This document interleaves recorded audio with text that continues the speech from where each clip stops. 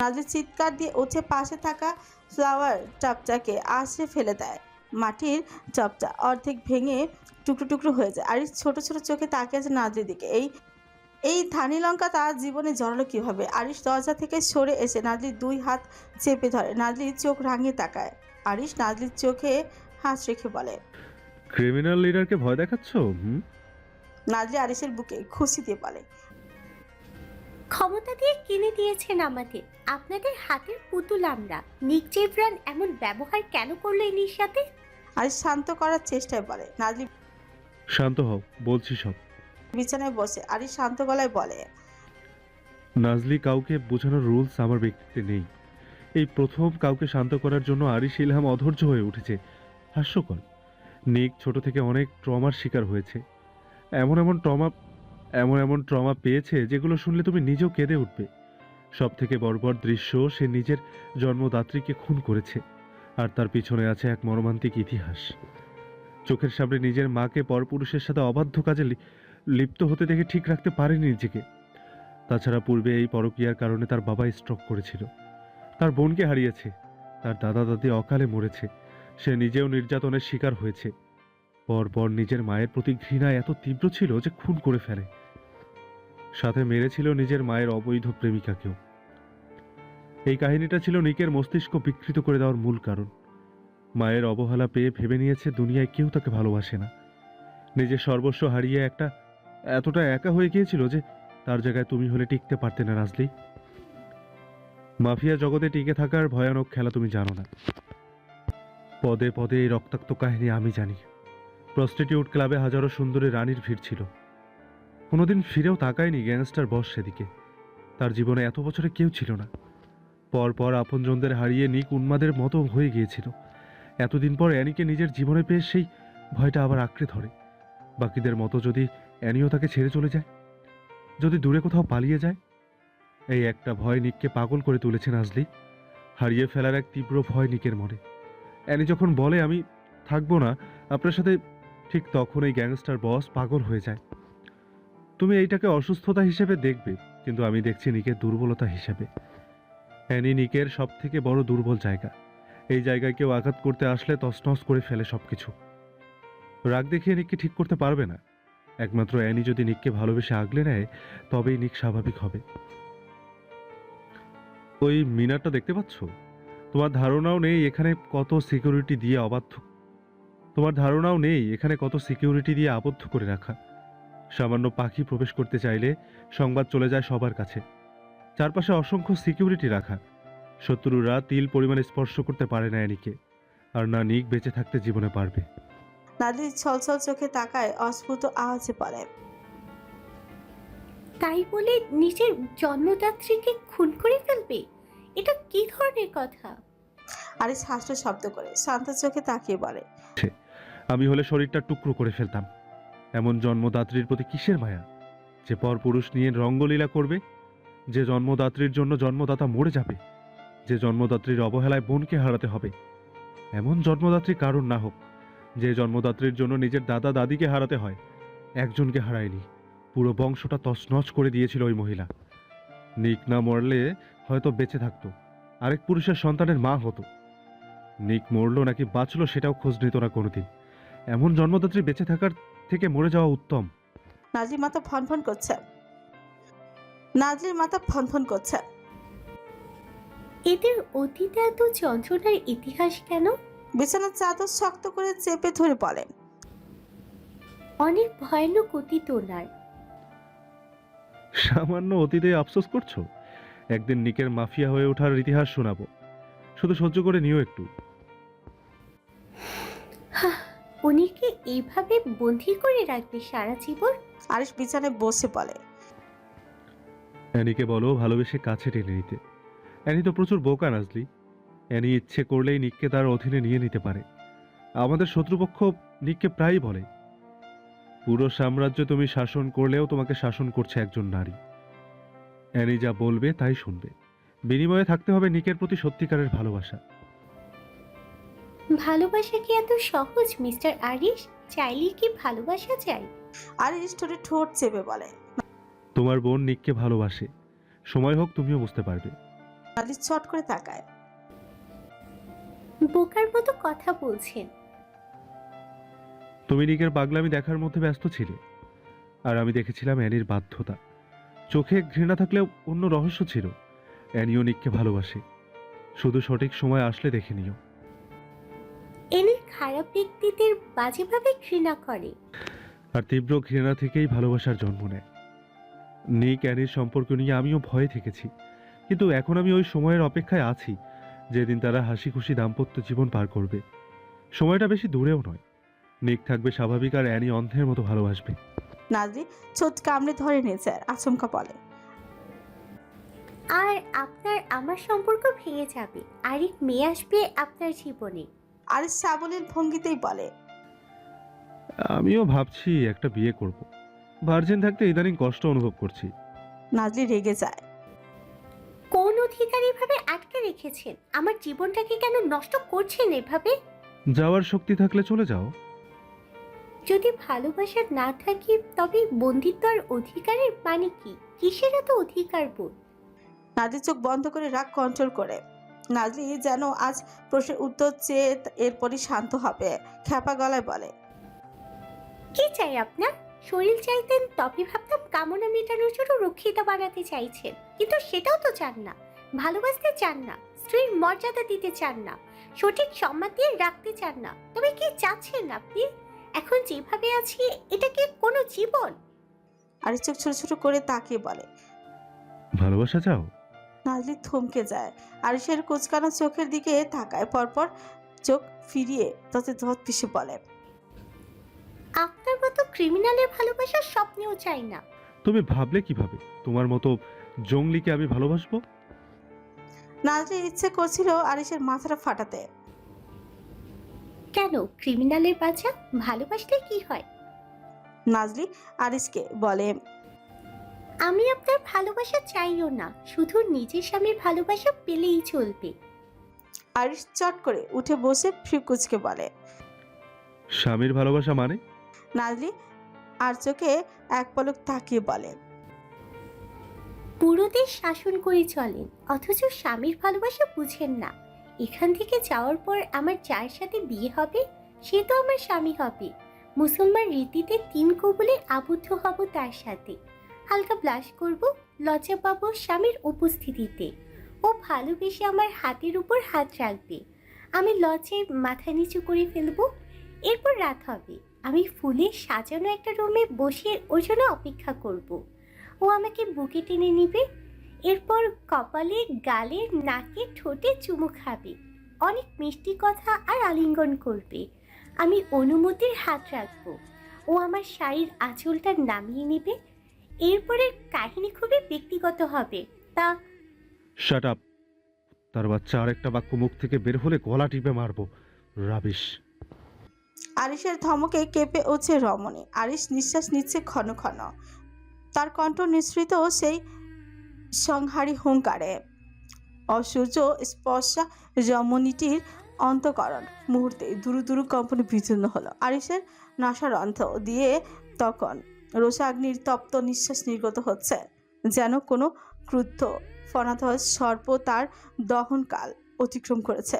পঞ্চীভূত সেই ক্রোধের প্রচণ্ডতা যখন সহনশীলতার সীমা অতিক্রম করলো, তখনই সে হিতাহিত জ্ঞানশূন্য হয়ে পার্শ্ববর্তী কাষ্ঠাসনে রক্ষিত স্ফটিকের এক কারুকার্য মণ্ডিত শোপিস ভূমিতে সজোরে আশ্রে মারল। বস্তুটির পতনে সেই প্রলয়ঙ্কারী শব্দে কক্ষের নিস্তব্ধতা খান খান হয়ে গেল। আছাড় দেওয়া তীব্রতা এতটাই প্রচণ্ড ছিল যে কাজগুলো চূর্ণ বিচ্ছিন্ন হয়ে চারিদিকে ছড়িয়ে পড়ল। সেই ভাঙা কাচের ধারালো একটি চুক্র বিদ্যুৎ গতিতে আরিশের হাতের তালুতে বিঁধে গেল। ফিনকি দিয়ে রক্ত ঝরতে শুরু করলেও আরিশের চোখে মুখে ব্যথার চেয়ে হিংস্রতায় বেশি স্পষ্ট ছিল। ভয় নাজির দম বন্ধ হয়ে আসছে। তার মনে হচ্ছে চোখের সামনে এক প্রলয়ঙ্কারী ঘূর্ণিঝড় শুরু হয়েছে, যা মুহূর্তে সবকিছু তছনছ করে দেবে। আরিশের এই ভয়ঙ্কর রূপ দেখে নাজলির হৃদস্পন্দন যেন থমকে দাঁড়িয়েছে। নাজলি ভয়ে তাকায় আরিশের দিকে। আরিশের হাতে তালু চিরে তখন তপ্ত রুধির ধারা অবিরাম চুয়ে পড়ছে, অথচ তার ভ্রুক্ষেপ নেই। প্রচণ্ড ক্রোধানলে দগ্ধ তার সুগঠিত শরীরটা থরথর করে কাঁপছে, যেন কোনো আগ্নেয়গিরি তার দীর্ঘদিনের সঞ্চিত লাভা উগড়ে দেওয়ার অপেক্ষায় ফুসছে।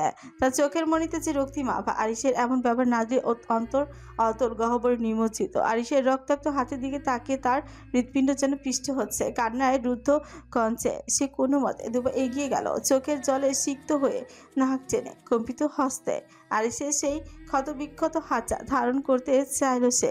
জনম জনমের মায়া আর সযত্নে লালিত ব্যাকুলতা নিয়ে যেই না স্পর্শ সে করতে গেল, অমনি আরিশ বিদ্যুৎ গতিতে তাকে ছিটকে দূরে সরিয়ে দিল। সেই প্রবল ধাক্কায় নাজলি চাল সামলাতে পারল না। আরিশের অবজ্ঞা যেন তার রক্তাক্ত হাতের ক্ষতের চেয়েও বেশি যন্ত্রণাদায়ক হয়ে বাজল নাজলির বুকে। নাজলি আবারও বেহার মতো এগিয়ে যায়, শক্ত গলায় বলে, দেখতে দিন আমাকে। আরিশের অদ্ভুত ভয়ানক গলা। চোখের সামনে থেকে বিদায় হও। নাজলি হালকা হাসল। কি অদ্ভুত এই পুরুষটার ব্যবহার, চোখের আড়াল হব বলাতে এত ধ্বংসলীলা চালালো, এখন নিচে এটার বুলি উড়াচ্ছে। নাজলির কাছের টুকরোগুলোর দিকে তাকিয়ে বলে, সত্যি চোখের সামনে থেকে বিদায় হয়ে যাব ভেবে বলছেন তো? আরিশ চল শক্ত করে গর্জে উঠল। শুনতে পাওনি আমার কথা? নাজলি চোখে চোখ রেখে বলে, শুনতে পাইনি, আবার বলুন। আরিশ বিছানা থেকে উঠে নাজলির হাত চেপে ধরে, দাঁত কটমট করতে করতে বলে, বিধ্বংসী ধ্বংসকারী ছলনাময়ী নারী। নাজলি আচমকা হেসে উঠছে, আরিশের গালে চাপড় দিয়ে বলে উঠছে, ছলনা কোথায় করলাম, মাত্র বিয়ের করার কথা বলেছি। সত্যি বিয়ে করে ফেলছিলাম নাকি? সামান্য কথাতে এত উত্তেজিত হয়ে পড়লে চলে ক্রিমিনাল বস? যেদিন সত্যি বিয়ে করে ফেলবো সেদিন কি করবেন? ভোরের আলো তখনও ফোটেনি। দিগন্তের কোনো এক অচিন প্রান্ত থেকে ভেসে আসছে ফজরের আজানের স্বর। এক অলৌকিক নিস্তব্ধতা ভাঙার আহ্বান এইটা। রুমের ভেতর বসে থাকা এক রমণী দহনে ছটফট করছে। ঋদ্ধিমার চারপাশ যেন আজ অন্য কোনো গল্পের পাঞ্জলিপি লিখছে। প্রকৃতির বুক থেকে নেমে এসেছে উন্মুক্ত তাণ্ডব। বাতাসের শোষ শব্দ, মনে হচ্ছে পৃথিবীটা এখন ভেঙে চুরমার হয়ে যাবে। জানালার ওপাশে মহিরুহগুলো আর্তনাদ করে আশ্রে পড়ছে মাটিতে, ঠিক যেমনটা তার সাজানো স্বপ্নের পৃথিবীটা কয়েকদিন আগে তাসের ঘরের মতো ধসে পড়েছে। চোখের পাতায় এক ফোঁটা ঘুম নেই তার, আছে শুধু এক দহনকারী শূন্যতা। ঋদ্ধিমা ছটফট কমাতে পানি খায়, তৃষ্ণার্ত গলাটা ভিজিয়ে নেয় কিছুক্ষণের জন্য, ঘন নিঃশ্বাস টেনে চোখ বন্ধ করে ফেলে। কানে এখনো বাজছে নাবিদের সেই নির্মম শব্দগুলো। এই মানুষটা তার জীবনের প্রথম প্রণয়ের পুরুষ। এক দেখাতেই প্রেমে পড়েছিল এই পুরুষটার। লোকে বলে মেয়েদের প্রথম প্রেমে পড়তে নেই, প্রেমে তো পুরুষ পড়বে, এরপর সে নিজের দিকে টেনে নিয়ে আসবে। এই বাস্তবতার প্রাচীরে দাঁড়িয়ে ঋদ্ধিমার কাছে এটা ভুল মনে হচ্ছে। পুরুষ যদি প্রথম প্রেমে পড়ে তবে সে নারী হয়ে কেন প্রথম প্রেমে পড়ল? কিন্তু এই প্রেম যে বজ্র নৃশংস। যে মানুষটা ছিল তার জীবনের প্রথম বিকেলের রোদ্দুর, তার প্রথম প্রণয়, সেই মানুষটা আজ অন্য কোনো এক নারীর বিরহ ছটফট করছে। এই সত্যিটা পাঁজরের হাড়ের নিচে এক তীক্ষ্ণ শুলের মতো বিঁধে আছে। প্রতিটি দীর্ঘশ্বাসে বুকটা ভারী হয়ে আসছে, ফুসফুসগুলো বেমানি করছে তার সাথে। বুকে চাপা কষ্ট, বাতাস নেওয়ার অধিকারটুকু হারিয়ে ফেলেছে ঋদ্ধিমা। বাহিরের দিকে তাকায়। বাহিরে যখন ঝড়ের তাণ্ডব তুঙ্গে, ঋদ্ধিমার মন তখন ছুটে গেছে কোনো এক ধূসর সমুদ্র সৈকতে। তার মনে বারবার উকি দিচ্ছে এক বিষাদময় প্রশ্ন, এই প্রলয়ঙ্করী দুর্যোগের মাঝেও কি লোকটা সমুদ্রের নোনা হাওয়ায় ভিজে বসে আছে? কি আছে ওই জায়গাটার মধ্যে? কেন উনি সব সময় এই জায়গাটার মধ্যে এইভাবে বসে থাকেন? ওনার চোখে এত যন্ত্রণা কেন? ছটফট মন আরো ছটফট করে ওঠে। শরীর ওড়না পেঁচে আরো যাওয়ার জন্য রেডি হয়। প্রকৃতির রুদ্রমূর্তি ঋদ্ধিমাকে আজ আর বাধা দিতে পারেনি। ভয় নামক শব্দটাও তার ভেতরে নেই এখন। চারিদিকে প্রলয়কে উপেক্ষা করে সে ঘর থেকে বেরিয়ে আসে। মেন করিডোর পার হয়ে যখন সে উন্মুক্ত আকাশের নিচে দাঁড়ায়, তখনই ভোরের আবছা আলোয় আর দুলোর আস্তরণ ঋদ্ধিমার শরীর স্পর্শ করে যায়। পাগলাটে বাতাস বারবার তার অবাধ্য চুলগুলোকে চোখে মুখে আশ্রে ফেলেছে। গায়ের ওড়নাটা বাতাসের ঝাপটায় শরীরের সাথে লেপ্টে আছে আস্তে পৃষ্ঠে, কিন্তু সেদিকে তার কোনো ভ্রুক্ষেপ নেই। ঋদ্ধিমার গন্তব্য একটাই, সমুদ্রের সেই নোনা জলরাশি যেখানে তার অস্তিত্বের অর্ধেকটা পড়ে আছে। ঋদ্ধিমা ছুটে যায় সেদিকে। উত্তাল সমুদ্র ও হৃদয়ের স্পন্দন, মিনিট দশেকের রুদ্ধশ্বাস পথ চলা, বাতাসের তীব্র বেগে সমুদ্রের গর্জন বহু দূর থেকে কানে আসছিল। মনে হচ্ছে কোনো এক ক্ষুধার্ত দানব গর্জন করছে। বালির চওড়া জিঙিয়ে ঋদ্ধিমার যখন কাঙ্ক্ষিত মানুষটির দেখা পেল, তখনই তার বুক ধুকপুক করতে থাকা হৃৎপিণ্ড মুহূর্তের জন্য থমকে দাঁড়ায়। তার পায়ের গতি কমে যায়। নাবিদ বসে আছে ঠিক আগের মতোই, সবটুকু ভয় আর সংসার ছাপিয়ে। ঋদ্ধিমা ছোচে কোন একসাথে হাসির রেখা ফুটে হচ্ছে। ঝড়ের প্রচণ্ডতায় তার ভেতরটা কেঁপে উঠছিল ঠিক, কিন্তু প্রিয় মানুষকে ফিরে পাওয়ার স্বস্তিটাই ছিল বড়। সাহসে ভর করে। ঝড়ের শব্দকে ছাপিয়ে নিজের উপস্থিতি জানান দিতে সে ধীর পায়ে নাবিদের পেছনে গিয়ে দাঁড়ায়। গলা কাঁপছে তার, কাঁপা কাঁপা হাতে আলতো করে রাখে নাবিদের চওড়া পিছে। ঋদ্ধিমার ভাবনা, নাবিদ বুঝি শান্ত চোখে তার দিকে তাকাবে, কিন্তু এক নির্মম গর্জন স্পর্শটা লাগার সাথে সাথে নাবিদের ভেতর কোনো সুপ্ত আগ্নেয়গিরি যেন জেগে উঠছে।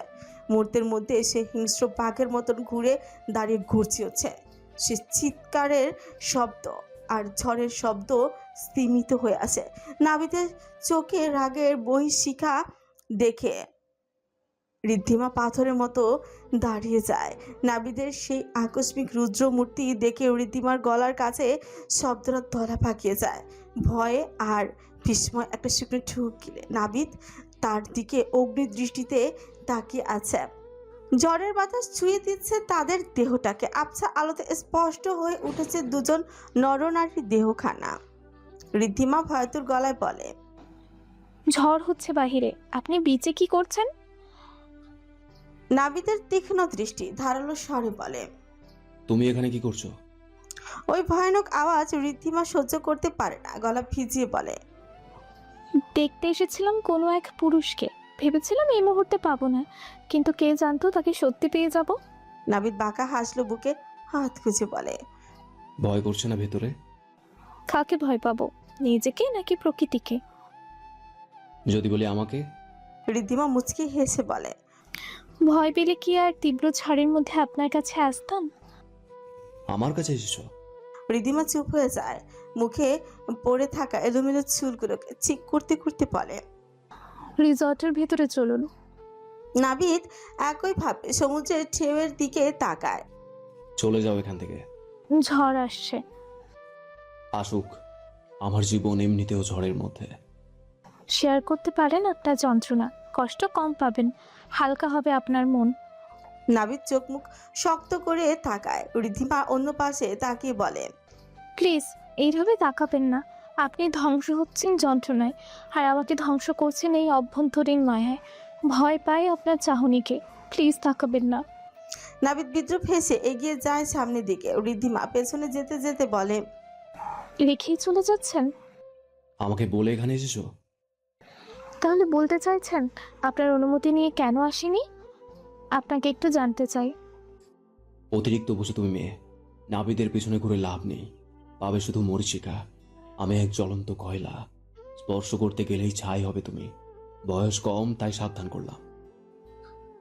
ঋদ্ধিমা চুপচাপ নাবিদের পেছনে পেছন আসে।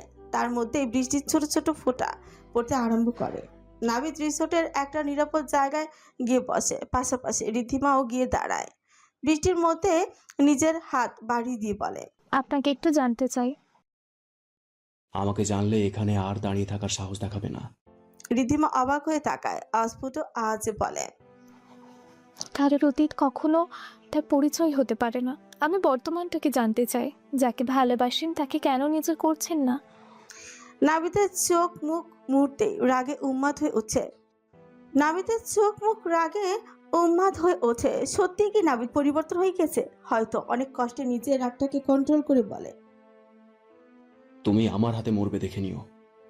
ঋদ্ধিমা পেছনে ফিরে তাকায়, শব্দ করে হেসে বলে। তাহলে আমি সেটাকে কবুল করে নিলাম। নাবিদ কপাল খোঁচকায়। মেয়েটার প্রতিটা এতটা রাগ হচ্ছে না তার। যখন থেকে সে এনিকে পাওয়ার জন্য উন্মাদ হয়ে বসেছিল তখন থেকে নারী সান্নিধ্য বিষাক্ত মনে হতো, অথচ কত নারীর জীবন সে ছিঁড়ে খেয়েছিল। আচ্ছা, এতটা পরিবর্তন কিভাবে সম্ভব? পৃথিবীতে তো কোনো সাইকো নরখাদক সাধারণ মানুষ হতে পারে না। তবে সে কিভাবে রাতারাতি হয়ে গেল? এইটাই কি তবে সৃষ্টিকর্তার চাওয়া? শ্বাস ফেলে বলে। ঝড় কমলে বাড়ি ফিরে যাও। সমুদ্রের পাড়ে কি আছে? কেন বারবার ওই জায়গাটার মধ্যে বসে থাকেন? নাবিদের এইবার বিরক্ত লাগছে। হাত নিষ্পিস করছে কিছু একটা করার জন্য। ভেতরের পিশাচটা জেগে উঠতে চাইছে। ছোট কামড়ে এনির চেহারা মনে করতে থাকে। নাবিদকে চোখ বন্ধ করে চুপ থাকতে দেখে বলে। কি হলো, চুপ আছেন কেন? সে আমার পৃথিবী, আমার ছোট্ট পাখি। এই সমুদ্রের পাড়েই তাকে প্রথম দেখেছিলাম। তার প্রথম হাসি আমি অনুভব করেছিলাম। সমুদ্রের সন্নিকটে আসলে আমি তাকে অনুভব করি, অনুমান করি। নাবিদের শ্বাস চলছে ঘন ঘন। ঋদ্ধিমার বুক থেকে ভেতর তাণ্ডব চলছে। কথা গলা আটকে আসছে। এরপরও হেসে বলে। যাকে এত ভালোবাসেন তাকে অন্যের সংসারে ফেলে রেখেছেন কিভাবে? কষ্টে কেন এইভাবে ধ্বংস করছেন নিজেকে? নাবিদের হাত শক্ত হয়ে আসে, উম্মাদের মতো মাথা চুল খামচে ধরে গুছিয়ে ওঠে। আমার ধ্বংসের মূল হচ্ছে আমার ভয়ানক অতীত। সে আমার অতীত জানলে আমাকে ঘৃণা করবে, আমার অস্তিত্ব বুঝলেই বমি করে দেবে। কিভাবে নিজের পাপী অতীতকে ঢাকবো? এক নরখাদক কখনো কারোর ভালোবাসা পেতে পারে না। একজন রেপিস্ট কখনো কোনো নারীর কল্পিত পুরুষ হতে পারে না। ঋদ্ধিমার পায়ের তলা মাটি সরে যায়। রেপিস্ট আর নরখাদক শব্দ দুটো তার কানের ভেতর তপ্ত সীসার মতো বেজছে। যে মানুষটার জন্য একটু আগে তার বুক চিরে দীর্ঘশ্বাস বেরোচ্ছিল, সেই মানুষটার দিকে তাকিয়ে এখন তার আত্মার ভেতরটা পর্যন্ত কুকড়ে উঠেছে। নাবিদ উম্মাদের মতো নিজের চুল আঙুল চালিয়ে ফুসছে। তার চোখ দুটো যেন নরকে লিলিহান শিখা চলছে। ঋদ্ধিমা ধীর পায়ে দুকদম পিছিয়ে যায়। তার হাত পা হিম হয়ে আসছে। শরীর প্রতিটি রোমকূপ দিয়ে এক অদ্ভুত শীতল আতঙ্ক বয়ে যায়। গলার কাছে দলা পাকিয়ে আসা কথাগুলো এখন আর বের হচ্ছে না, বরং ভয়ের তীব্রতায় তার দম বন্ধ হয়ে আসার উপক্রম। ঋদ্ধিমা অস্ফুট স্বরে কেবল বলতে পারল। আপনি আপনি এসব কি বলছেন? রেপিস্ট? নরঘাতক? ঋদ্ধিমার চোখের মণি স্থির হয়ে গেছে নাবিদ রুদ্রমূর্তির উপর। যে নাবিদকে সে কিছুটা হলেও অনুভব করতে পারছিল, তাকে এক লহমায় কেমন ভিনগ্রহের কোনো এক দানব বলে মনে হচ্ছে। চারপাশের বাতাস আরো ভারী হয়ে উঠেছে। ঋদ্ধিমার মনে হলো সে কোনো এক অন্ধকার অতল গহ্বরে তলিয়ে যাচ্ছে, যেখান থেকে ফেরার কোনো পথ নেই। কান্না উঠে করে ওঠে রমণী। উত্তর দিন নাবিদ, দোহাই লাগে। নাবিদ রক্তচক্ষু নিয়ে শান্ত চোখে তাকায়। ভয় পেয়েছ? ঋদ্ধিমা শক্তভাবে স্তম্ভে ধরে, মুখে হাত দিয়ে কান্না আটকানোর অযথা প্রয়াস চালায় ভাঙা গলায় বলে। প্লিজ বলুন। নাবিদ ছুট কামড়ে ধরে নিচের। আমাকে কোনো সাধারণ ব্যক্তি মনে হলেও আমি মোটেও সেটা ছিলাম না, বা এখনো নয়। রক্তের নেশা মাথায় উঠে গেলে, হাত রক্তাক্ত না করলে আমার এখনো শান্তি আসে না। যে নাবিদকে বাঁচানোর জন্য এই ঝড়ের মধ্যে ছুটে এসেছ, তার ভেতরের রূপ তো জানোই না মেয়ে। আমি মাফিয়া সাম্রাজ্যের অধিনায়কের ছেলে, একজন মানুষ খেকো নরখাদক। কুমারী মেয়েদের দেহের কাঁচা মাংস ছিল আমার প্রতিদিনের খাবার। তাদের রক্ত দিয়ে কৌশল করেছি লক্ষ্য পার। কত মেয়েকে যে আমি রেপ করেছি তার হিসেব নেই। ধর্ম নেই আমার, আমি কোনো ধর্মেরই ছিলাম না। সবাই বলে একটা নরখাদক কখনো সাধারণ হতে পারে না। আমি কিভাবে সাধারণ হলাম? ঋদ্ধিমার শ্বাস থমকে আসছে। জমিনটা বুঝি ফেটে যাচ্ছে আর সে এর গহ্বরে তলিয়ে যাচ্ছে। নাবিদ বিষণ্ণ মনে আকাশের দিকে তাকিয়ে বলে। আমি তার জন্য মক্কা ছুঁয়েছি, যেখানে যাওয়ার কথা কখনো কল্পনাও করিনি। আমি ছিলাম নরখাদক, রেপিস্ট। রাতারাতি এসেছিল আমার মধ্যে এই পরিবর্তন। তার জন্য এত কিছু ত্যাগ করলাম, অথচ সে এখন অন্যের ঘরে। কিভাবে বুঝলেন সে মুসলিম ছিল? নাবিদ হেসে বলে। ওকে যখন প্রথম সমুদ্রের পাড়ে দেখেছিলাম, ভেবেছিলাম ওকে রক্ষিতা করব নিজের। শক্তি প্রয়োগ করে ছিনিয়ে নেওয়া ছিল আমার ধর্ম। যা একবার নজরে আসতো তার রক্তের বিনিময়েও ছিনিয়ে নিতাম। সামনে কেউ বাধা দিলে গলা কেটে সেই রক্ত পান করতাম। রক্ষিতা বানাও বলে ইচ্ছে পোষণ করেছিলাম, সে পড়ে যাচ্ছিল। এমন সময়ও সৃষ্টিকর্তা আল্লাহর নাম উচ্চারণ করে, আর আমি আচমকা বলে উঠেছিলাম, সুবহান আল্লাহ, আলহামদুলিল্লাহ। এই দুটো শব্দ উচ্চারণ করেই আমার জীবনে পরিবর্তন আসে। বাড়িতে ফিরে নারীদের বিষাক্ত লাগতে শুরু করে। পুরো রাত ঘুমাতে পারিনি। 2 দিন কোনো মেয়ের অস্তিত্ব সহ্য করতে পারিনি। পালিয়ে আসি নিজের অট্টালিকা থেকে। ও মুসলিম ছিল, তাই ইসলাম ধর্ম গ্রহণ করি। চলে বলে কৌশলে ওদের আপন হয়ে উঠি। আমি নর্মাল জীবন পার করতে আরম্ভ করি। আর মানুষের মাংস খাই না, ভালো লাগে না সেটা। অনেকবার চেষ্টা করেছি খাওয়ার জন্য, কিন্তু তৃপ্তি আসে না। আর রক্ত দিয়ে আর কৌশল করি না। ওকে ছাড়া কোনো নারী ভালো লাগে না। ব্যবসার জন্য সৌদি আরব গিয়েছিলাম। সেই দিন মক্কায় কাবা ছুঁয়ে 9 ঘন্টা কেঁদেছি সে যাতে আমার হয়ে যায়। কিন্তু কেন হলো না আমার? হয়নি সে আমার। আমি তো তার স্বপ্নের নায়ক হতে এত কিছু করেছি। আমাকে নিঃস্ব করে কিভাবে পর করে দিল? আমি কিভাবে বাঁচবো? ঋদ্ধিমার চোখের পানি শুকিয়ে আসে, শান্ত গলায় বলে, আপনি কি সত্যি পরিবর্তন হয়েছেন?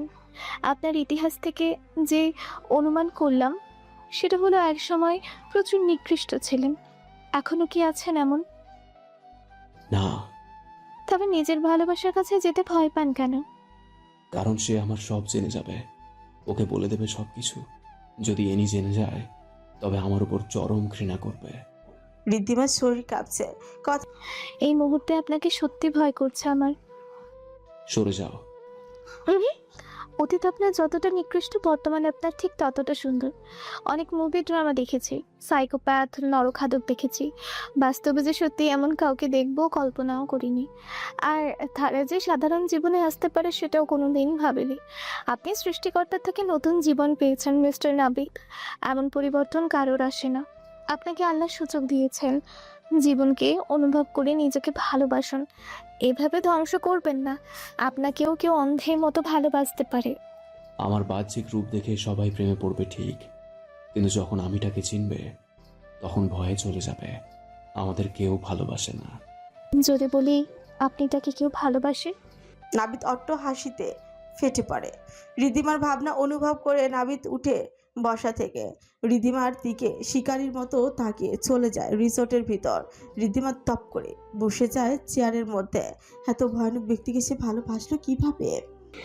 এত জঘন্য ছিলেন উনি?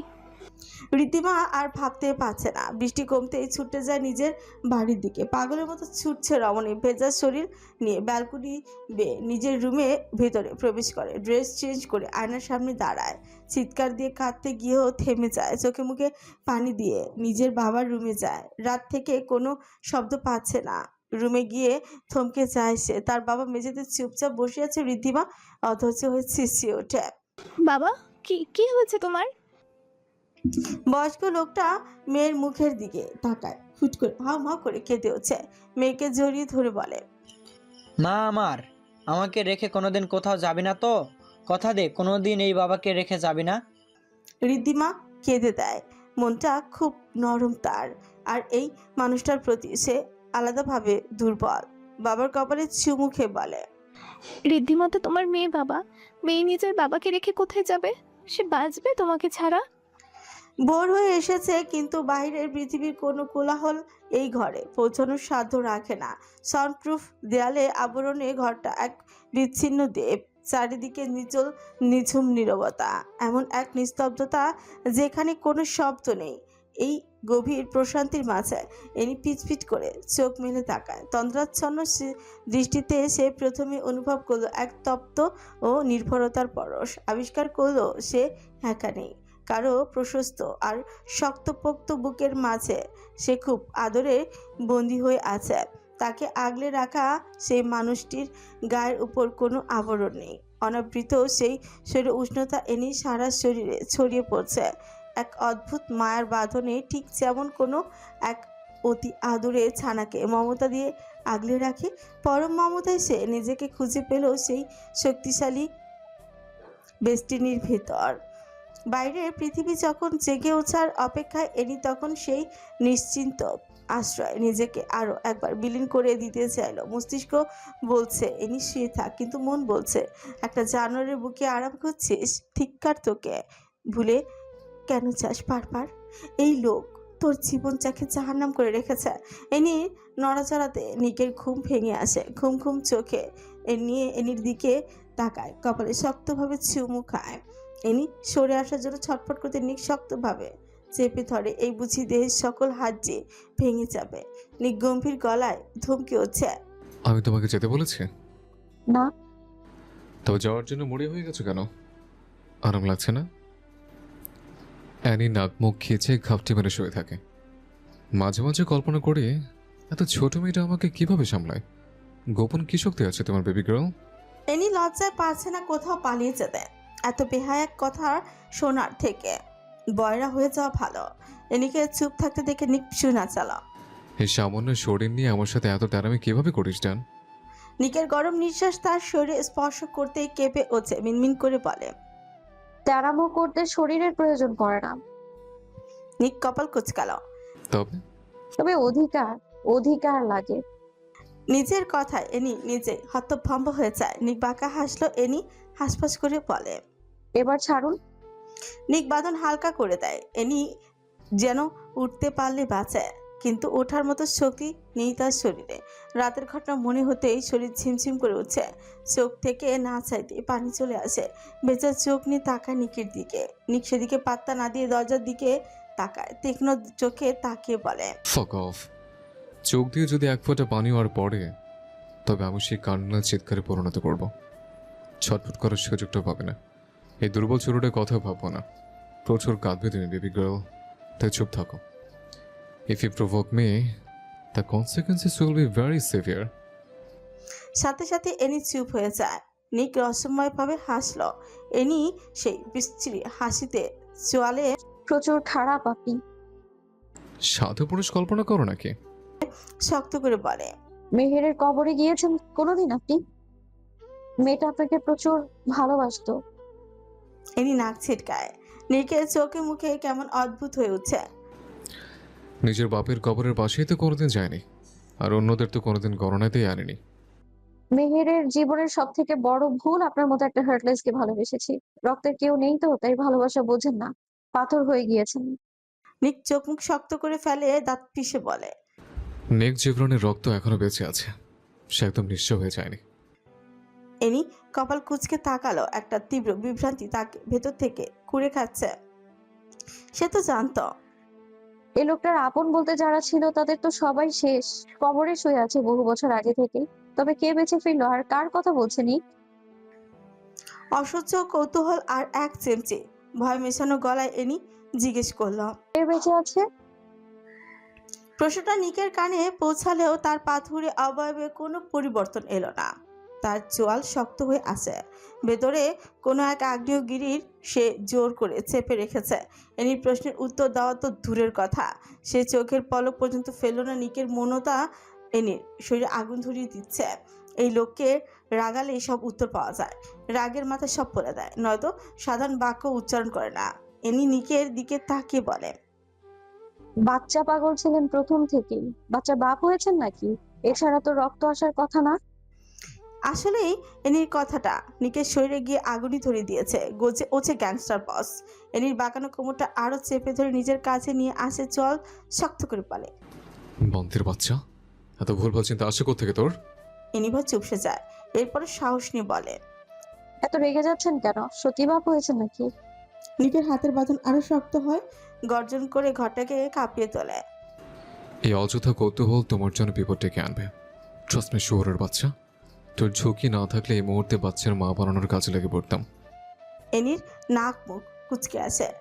আমি গালি দিলে আঘাত করেন, আর নিজে যখন কথায় কথায় গালি ছুড়ে দেন তখন অসভ্য লোক, মুখে লাগাম টানুন। হতে চাই না আমি আপনার বাচ্চার মা, প্রয়োজনে কোনোদিন মাতৃত্বের স্বাদ নেব না, তবুও আপনার বাচ্চার মা হব না আমি, এই কথাটা বুঝে নিন। নিকের বুক ভ্যু কুচকে আসে। চ্যালেঞ্জ করছো?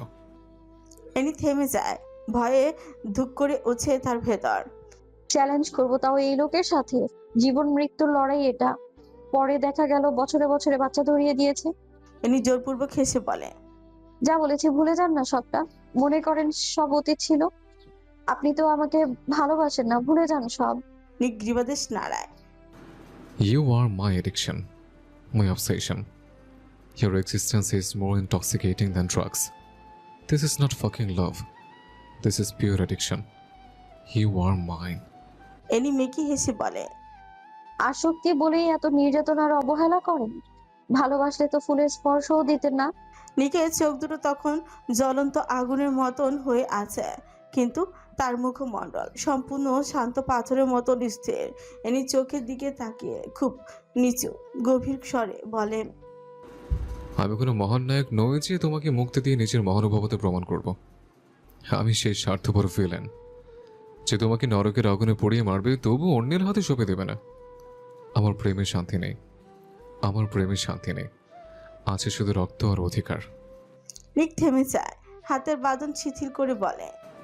আমার সাথে থাকলে জীবনে জান্নাত পাবে না, কিন্তু আমি ব্যতীত কেউ শরীর থেকে এক ফোঁটা রক্ত ঝরালে আমি এই শহরটাকে জাহান্নাম বাড়িয়ে ছাড়বো। প্রতিটি শব্দ এনির কানে ধারালো ছুরির মতন কানে বিঁধে যাচ্ছে। ধূসর হিংস্র চোখে ভেজা নীল চোখের মিলন ঘটে। এনি চোখে চোখ রেখে বলে। যদি বলি আমি দুনিয়াটাকেই উপভোগ করতে চাই, মুক্ত পাখির মতো উড়তে চাই, যদি বলি কোনোদিন ছেড়ে যাব না তার বিনিময়ে আমি আমার বোনের সান্নিধ্য পেতে চাই, তবে দেবেন সেটুকু অধিকার? নিক মুখের উপর বলে। না, নিকের গভীর মুখটাকে ভালোভাবে পর্যবেক্ষণ করে বলে।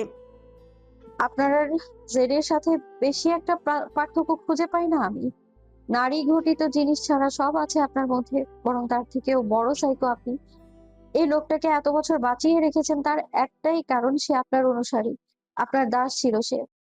নিক কুটিল হেসে বলে। ইয়েস বেবি গার্ল, দুনিয়া যা ইচ্ছে বলুক, আমি যা বলতাম জেড সেটাই জানতো। রক্ত দিয়ে বাঁচিয়ে রেখেছিলেন এই কারণেই? নিক এনির একটা চুলো নিজের আঙুলে পেঁচিয়ে নেয়। জেডের বাবা আমার জন্য রক্ত দিয়েছিল।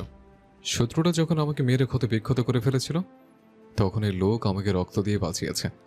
আবারও বাঁচিয়েছিল বুলেটের সামনে, আমাকে বাঁচাতে বুক পেতে দিয়েছিল। তার 2 ছেলেকে আমার কাছে রেখে গিয়েছে, যাতে আগলে রাখি সবসময়, কোনোদিন আঘাত না করি, নাহলে একটাকে তো কুপিয়ে মেরে ফেলতাম এতদিনে। অবাক হয়ে বলে। 2 ছেলে হলে আরেকজনকে? নিকের রহস্যময় হাসি এনির গলায় মুখ ডুবিয়ে বলে। তোমার স্বপ্নের পুরুষ মাই ফাকিং রোজ। এনির চোখে মুখে অন্যরকম হয়ে যায়, ঘাড় বাঁকা করে তাকিয়ে বলে। কি বলতে চাইছেন? আমার স্বপ্নের পুরুষ সম্পর্কে আপনি কতটুকু জানেন? নিক খাপছাড়া ভাবে হাসলো, এনির গলায় আঙুল দিয়ে স্লাইড করে ফিসফিস করে। স্বপ্নের পুরুষ কেমন তোমার? কেমন পুরুষটাও? এনি শিরশির করে উঠে নিকের আঙুল গলা বেয়ে ধীরে ধীরে নিচে নামতে থাকে। অগরণ থেকে বাঁচতে এনি খপ করে নিকের হাত চেপেই ধরে। কাপা চোখ মুখ নিয়ে তাকায় নিকের দিকে। নিক চোখ ছোট ছোট করে তির্যক ভাবে চোখ রাখে, ভ্রু নাচাতে এনি কেঁপে ওঠে। চোখ বন্ধ করে নিঃশ্বাস টেনে নিকের ধূসর বাদামি চোখে চোখ রাখে। অধরে অধরে হাসি ফুটিয়ে বিষাদময় কঞ্চে বলে।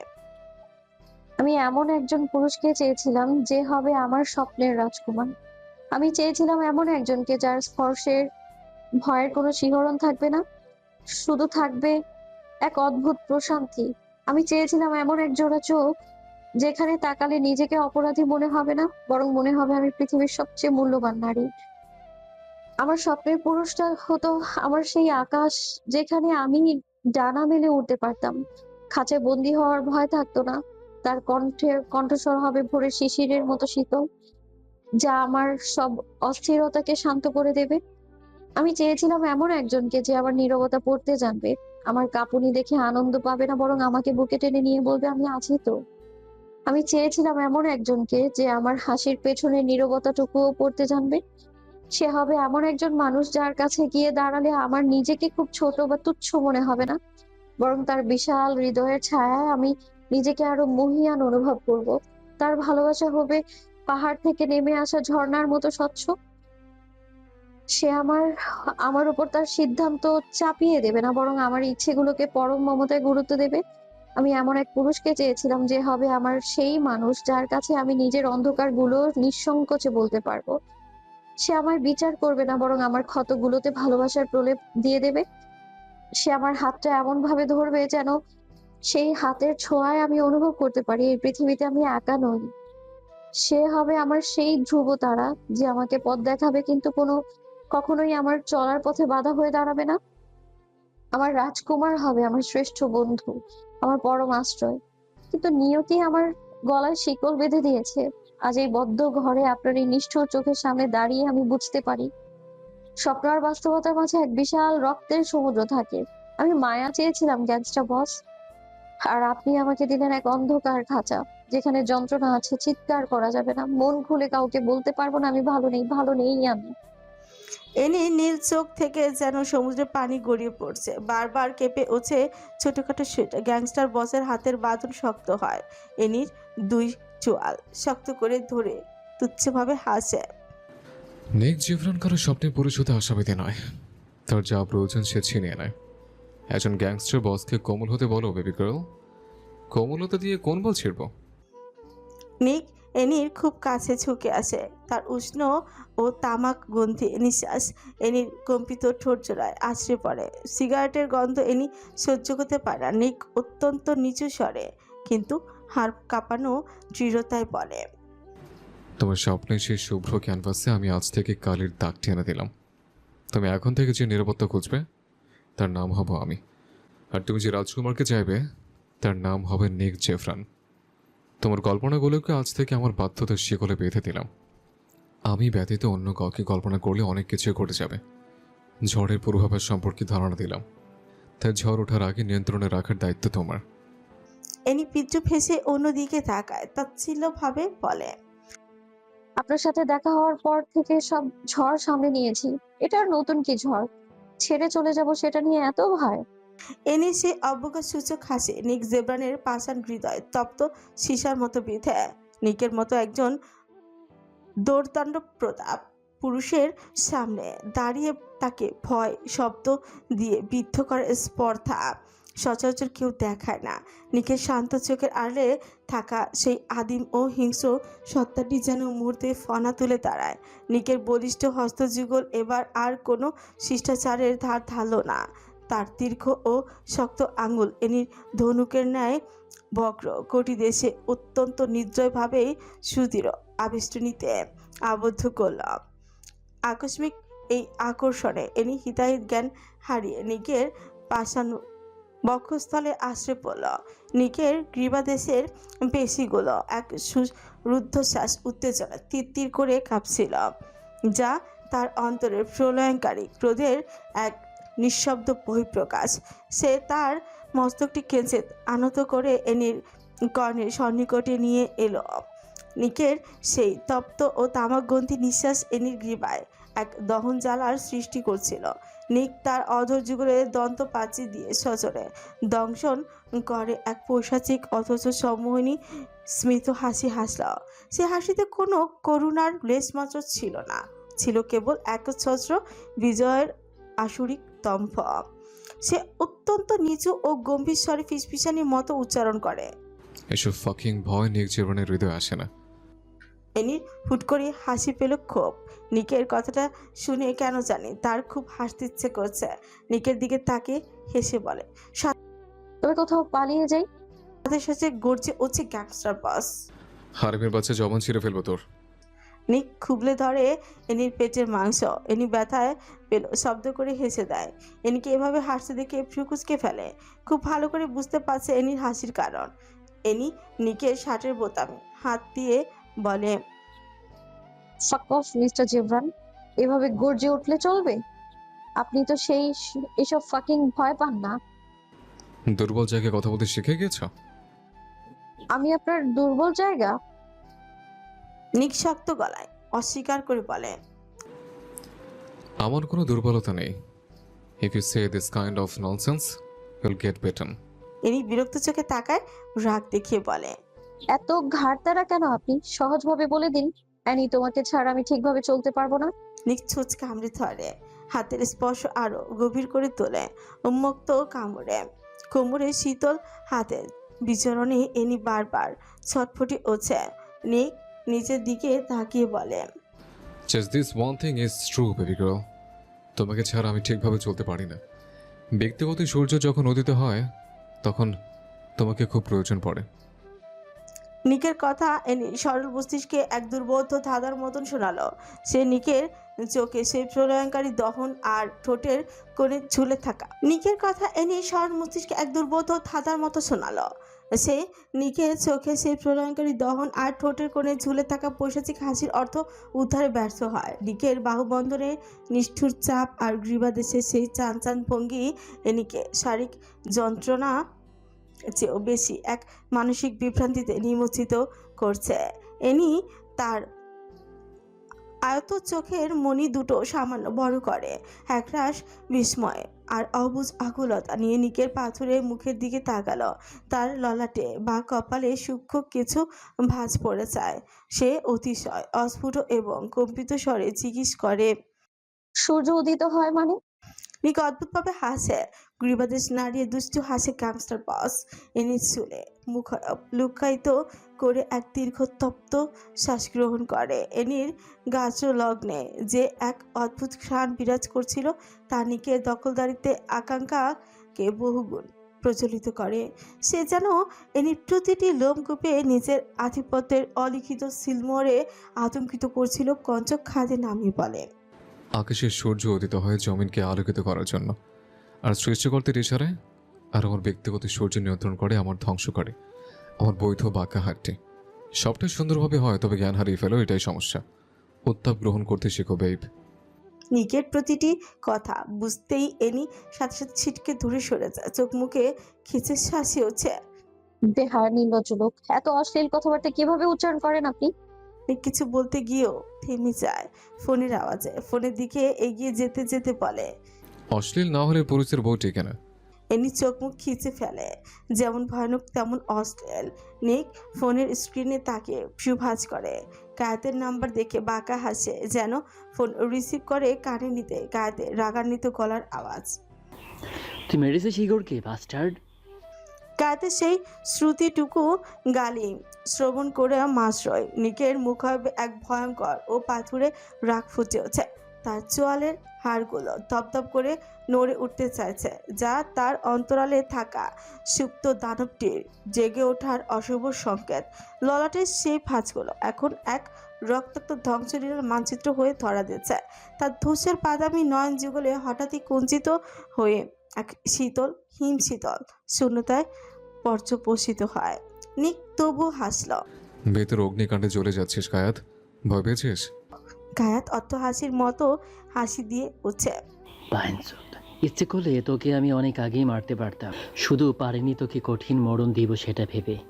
ইগোরের কাছে আমার কোটি কোটি টাকার এসব হিসেব চোকাতে না পেরিয়ে আমি এখন দেউলিয়া হওয়ার পথে। কথাগুলো বলতে বলতে কাজ চিৎকার দিয়েছে। নিক উপহাস করে বলে, ইচ্ছে হয়েছে তাই মেরেছে। নিজের বন্ধুর ছিন্ন ভিন্ন লাশ নিশ্চয়ই দেখেছিস। ওকে এমনভাবে মেরেছি যে কেউ দ্বিতীয়বার তাকানোর সাহস করেনি। কেউ ভয়ে ছবিটা পোস্ট করতে পারেনি মিডিয়ায়। দেউলিয়া হয়েছে সেটা তো খুশির সংবাদ। থালা নিয়ে বসলে 2 টাকা ভিক্ষে দেব না। এত চিন্তা করছিস কিসের?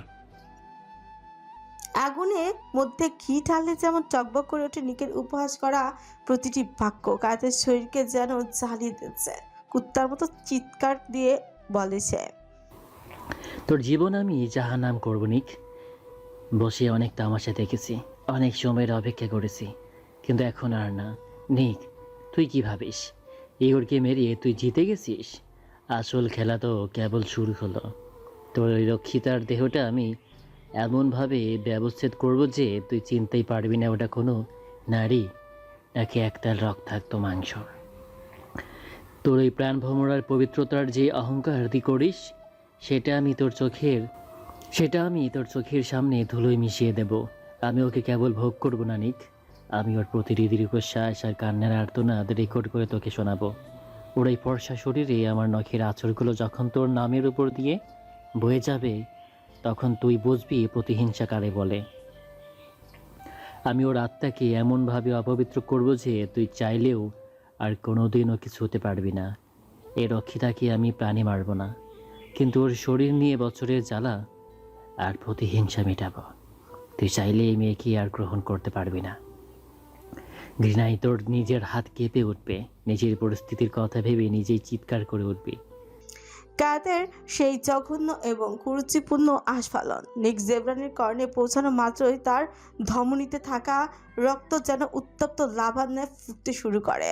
তার সুগঠিত চোয়ালের পেশিগুলো পাথরের ন্যায় কঠিন হয়ে স্ফীত হতে শুরু করে। ললাটের নীলচে শিরাগুলো এক রুদ্ধশ্বাস উত্তেজনা তপতপ করে করতে লাগে। তার ধূসর বাদামি নয়ন যুগল এক নিমিষেই রক্তবর্ণ অগ্নিকুণ্ডে পর্যবসিত হয়ে যায়, যেখান থেকে যেন বিচ্ছুরিত হচ্ছিল কেবল বিনাশের তীব্র নীল শিখা। নিক ক্রোধ সামলাতে না পেরে জীবনের সামনে রাখা কাগজটাকে লাথি মেরে ফেলে দেয়, সাথে সাথে ভেঙে চুরমার হয়ে যায় টেবিল চা। কাগজের উপর রাখা ল্যাপটপ ছিটকে পরে দূরে কোথাও। বিকট শব্দ প্রতিটা দেয়ালের ধাক্কা খেয়ে কেমন ছমছমে করছে তুলে রুমটাকে। এনি মুখে হাত দিয়ে পিছিয়ে যায় কিছুটা। নিকের সেই রাগান্বিত অবয়ব যেটা সম্মুখীন সে বারবার হয়েছিল পালিয়ে যাওয়ার পর, জীবন্ত কবর, চাবুক দিয়ে আঘাত। ওই ভয়ানক দিনটার কথা এনি কোনোদিনও ভুলবে না।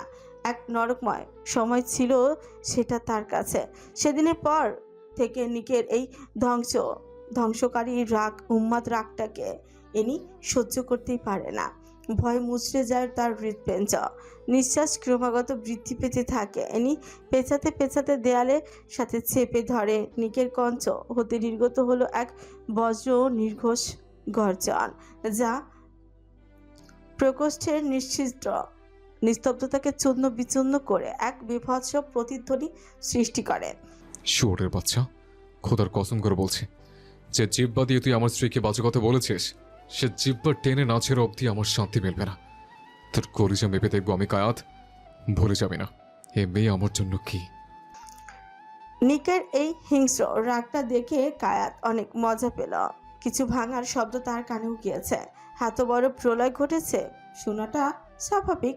কায়াত ওয়াইনের চুমুক দিয়ে কৌতুক করে বলে, রক্ষিতার জন্য এত দৌড়চ্ছে। নিক এবার চিৎকার করলো না, তবে কণ্ঠে ছিল বিষাক্ত সূচের মতো ধারালো। মাথা চুলে হাত দিয়ে বলে, রক্ষিতা নয় সে, ও আমার সাম্রাজ্যের মালকিন, আমার অন্ধকার জীবনের আলো। আমার স্ত্রীকে রক্ষিতা বলে নিজের বিপদ আরো ডেকে আনিস না। কায়াত হুমকিতে ভয় পেল না, বিদ্রুপ করে বলে, আচ্ছা, তোরও যে এই দিন দেখব কল্পনা করিনি। একজন পতিতালয়ের মেয়ের জন্য চিৎকার করছিস নিক। ভুলে যাস না এই মেয়েকে পাচার কেন্দ্রে রাখা হয়েছিল, আর পাচার কেন্দ্রের নারীদের সাথে কেমন ব্যবহার করা হয় সেটা তোর থেকে ভালো আর কে জানে। You are the leader of the biggest crime syndicate in the country. যে কারোর ব্যবহার করা গ্লাসটা পর্যন্ত ছুঁয়ে দেখে না, সে অন্যের স্পর্শ করা একজন পতিতার সাথে সংসার করছে। স্যার, নিক ছোট কামড়ে ধরল নিজের। রাগের উত্তাপে লাল হয়ে আছে চোখ মুখ। অদ্ভুতভাবে হেসে বলে, এত বোকা হয়ে আমার সাথে খেলতে নেমেছিস কায়াত?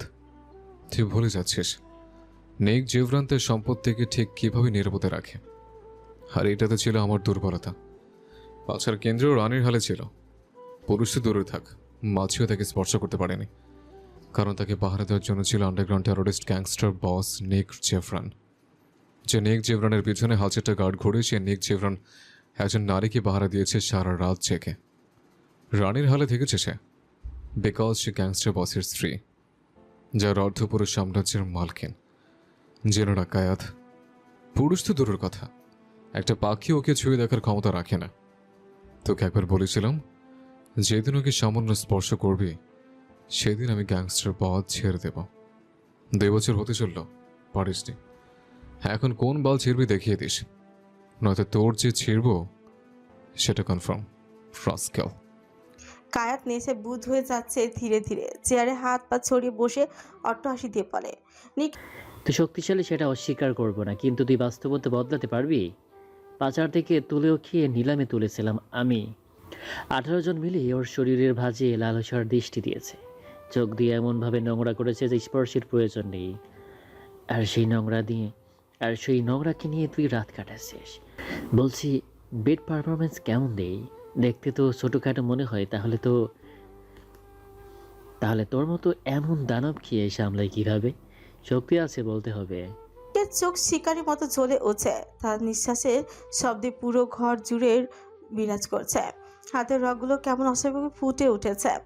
ঘাড়ে আঙুল ঘষে বলে, থেমে যা কায়াত, নয়তো তোর রক্ত দিয়ে আমি গোসল করব। তোর কলিজা আমি নিজে ছিঁড়ে খাবো। তোর শরীরের প্রতিটা মাংসপিণ্ডে বিষাক্ত পোকার আহার করাবো। Tonight is the final fucking celebration of your chapter. কারণ পরবর্তী আগুন তোর চিতার মধ্যে চলবে, শুয়োরের বাচ্চা। মদকে টাল হয়ে থাকা কায়েতের বিশ্রী হাসির শব্দ শুধু ভেসে আসছে। খ্যাপা বাঘের মতো মোবাইলটা দূরে কোথাও ছুঁড়ে ফেলে দেয়নি। খন্দ বিখন্দ হয়ে যায় মোবাইলটা। নিক চুল টেনে ধরে অপর হাতে ফোনে কাউকে ফোন করে। ফোন রিসিভ হতে চিৎকার করে উঠছে, কায়েতের খোঁজ কর। আকাশ পাতাল জমিন যেখানে লুকিয়ে আছে সেখান থেকে খুঁজে বের করে আমাকে জানা। 7 ঘন্টার মধ্যে যদি কায়েতের খোঁজ না করতে পারিস, তবে তোদের মাথা কেটে আমি মাটি রাঙাবো। That person hurt me fucking deeply. Their very existence, even for a moment, is a reason for my unrest. কেটে দেয় ফোন। চুল টেনে ধরে চিৎকার করে ওঠে নিক। হাতের ফোনটাও আশ্রে ফেলে দেয়। বারবার বিকট শব্দে ঘরটা যেন কেমন ছমছম হয়ে উঠেছে। নিক আচমকা এনির দিকে তাকাতে অবাক হয়ে যায়। সামান্য সময়ের জন্য তো ভুলেই বসেছিল তার উপস্থিতির কথা। এনি কেমন বিধ্বস্ত হয়ে দেয়ালের সাথে হেলান দিয়ে বসে আছে। কানের মধ্যে 2 হাত দিয়ে চেপে ধরে আছে। নিক চোখে মুখে হাত দিয়ে ঘন ঘন শ্বাস টানে। কায়েতের প্রতিটি কথা এনি নিঃসন্দেহে শুনেছে। নিকের বুঝতে বাকি রইল না। নিক সামনে এগিয়ে যেতে পারছে না। কেমন যেন নিজেকে নিস্তেজ মনে হচ্ছে। আশ্চর্য, গ্যাংস্টার বস কি ভয় পাচ্ছে? একটু আগেও তো হুঙ্কারে কেঁপে উঠেছিল শত্রুপক্ষের সামনে। তবে মুহূর্তেই কেন এইভাবে ভয় পাচ্ছে সে? নিক অনুভব করলো পা দুটো সামনে নিতে পারছে না। জন্মদাত্রীকে খুন করেছে যে ছেলে, সে একটা নারীর বিধ্বস্ত মুখে দেখে সহ্য করতে পারছে না। নিক ছন্নছাড়া হয়ে আশেপাশে তাকায়। এনির সামনে সামান্য ঝুঁকে তার শরীরে হাত রাখে। এনি নিকের দিকে তাকায়। নিজেকে সামলাতে না পেরে আচমকা নিকের বুকে ঝাঁপিয়ে পড়ে। বুকে মাথা রেখে পেছনে থেকে 7টা খামচে ধরে শক্তভাবে। কান্নার কারণে কথা বলতে পারছে না। বুক চিরে চিৎকার করে উঠছে, আমি অপবিত্র নই। আমাকে কোনো পুরুষ ছুঁয়ে কলঙ্কিত করেনি। ওদেরকে বলে দিন আমি কারো রক্ষিতা নই। আপনি তো আমাকে বৈধভাবে ছুঁয়েছেন, তবে তারা কেন আমাকে নিয়ে এত জঘন্য কথা বলে? রক্ষিতা নই আমি কারো। এই শব্দের ভার আমি বহন করতে পারি না। কষ্টে কলিজা ছিঁড়ে যায় আমার। ওদেরকে বলে দিন মিক, আমি কলঙ্কিত নই। এনির কান্নার শব্দে হাহাকার করছে প্রতিটি দেয়াল। এনির মুখ থেকে প্রথমবারের মতো নিজের নাম শুনে থমকে যায় নিক। অন্য কিছু ভুলে বারবার নিক শব্দটা প্রতিধ্বনি হচ্ছে। এনি হুট করে কান্না থামিয়ে দেয়। ক্লান্ত শরীরটা ছেড়ে দেয় নিকের বুকের মাঝে। নিক চেপে ধরে এনির শরীরটা। কান্না থামো ব্লাড্রোজ। তুমি যদি পৃথিবীর সব থেকে কলঙ্কিত নারী হও, তবু আমার কাছে পৃথিবীর সব থেকে শুদ্ধতম নারী। নিকের কণ্ঠ কানে যেতেই এনি কিছুটা নিস্তব্ধ হয়ে যায়। হুট করেই ছিটকে যায় নিকের থেকে। নিকের কপাল কুঁচকে আসে। এনি পিছিয়ে গিয়ে বলে, এত জঘন্য কথা আমি কোনোদিনও শুনিনি। আজ এটাও প্রশ্ন উঠছে, বিছানার পারফরমেন্স কেমন দেই? হ্যাঁ, আমার সাথে কেন এমন হয়? কেন ঘটে আমার সাথে এমনটা? কি অপরাধ করেছি আমি? আমি আমি একটা বিষাক্ত জিনিস। এনির পাগলের প্রলাপ নিকের রাগ বাড়ানোর জন্য আরো যথেষ্ট। এনির 2 হাত ঝাঁকি দিয়ে বলে, স্টপ। অন্যের কথা নিয়ে যদি আর 1 ফোঁটা চোখের পানিও ফেলেছিস, তবে জান খেয়ে ফেলবো হারামের বাচ্চা। তুই কায়েতকে চিনিস? ছেচখাতনের মতো কেঁদে যাচ্ছিস। ও একটা নরঘাতক। প্রতিদিন পার্টির মধ্যে মানুষের মাংস ও রক্তকে উল্লাস করে। শালের শক্তি যতক্ষণ থাকে ততক্ষণ পর্যন্ত কোমরে মেয়েদের সাথে রাত কাটায়। এর টাওয়ার চেক করলে লক্ষ নারীর ছোঁয়া পাওয়া যাবে। এর মতো একটা কুত্তার বাচ্চার কথায় তুই কাঁদিস কেন? আবার ফুপানো শব্দটা মেরে মাটিতে পুঁতে দিয়ে আসবো। কান্না থামা। নিকের ধমকের কারণে এনির হেঁচকি কমে যায়। ফ্যালফ্যাল করে তাকিয়ে থাকে নিকের দিকে। লোক কতটা খারাপ হলে এমন সময় এমনভাবে ধমকায়? একটু মাথায় হাত বুলিয়ে মিষ্টি করে কথাও তো বললে কি খুব বেশি ক্ষতি হয়ে যেত? এনি কান্নার কারণে কথা বলতে পারছে না। বাচ্চাদের মতো চোট উল্টে আসছে বারবার। কোনোদিন মানুষ হবেন না, সাইকো এক। এনি ঠোঁটের দিকে তাকিয়ে নিকের অবস্থা কাহিল। এনি ঠোঁটের উপরে নিচের আঙ্গুল চেপে ধরে বলে, টানছে খুব। এনি হকচকি উঠে বলে, কি? নিক পেছন থেকে এনি মাথা চেপে ধরে একদম নিজের কাছে নিয়ে আসে। চোখের দিকে তাকিয়ে বলে, টানছে অনেক কিছু, কিন্তু সময়টা খুব অল্প। বাইরে গিয়ে কাউকে চিতার মধ্যে নিতে হবে। অল্প সময়ে অল্প কাজ করা যাক। এনিকে আর বুঝতে দিল না নেক উম্মাদের মতো চেপে ধরে এনির ঠোঁট। এনি চোখ বড় বড় হয়ে আসে, কষ্টে তার কলিজা ফেটে যাচ্ছে। আর এমন মোমেন্টে নিকের উম্মাদের মতো ব্যবহারে রেগে যায়, নিকের পিছে খুশি দেয় ইচ্ছে মতো। নিক হাত চেপে ধরতে গিয়েও থেমে যায়। উষ্ঠের মিলনে এনি নাজেহাল অবস্থা। নিকের বুকে নখের আঁচড় দিতে থাকে ইচ্ছে মতো। নিক কামড়ি বসায় নরম ছুচির উপর। এনি ব্যথা কুকড়ে ওঠে, নিকের হাত চলে যায় অবাধ্যভাবে। এনির পুরো শরীরে যেন স্তব্ধ হয়ে যায়। এমনভাবে 20 মিনিট চলে এই উন্মাদনা। নিক ছেড়ে দেয় এনিকে। এনি শ্বাস নিয়ে হাঁপাচ্ছে। এনি ঠোঁট থেকে রক্ত মুছে দিয়ে নিক বলে, বাকি কাজটা রাতে করবো বেব।